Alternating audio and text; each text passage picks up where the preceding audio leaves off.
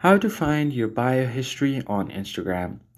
First thing first, simply open up your Instagram app and make sure that you are logged into your account.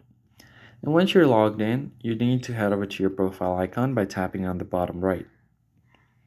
Once you get to your profile, you just need to tap on the three lines at the top right. And once you open up your settings, scroll down a bit until you find your activity.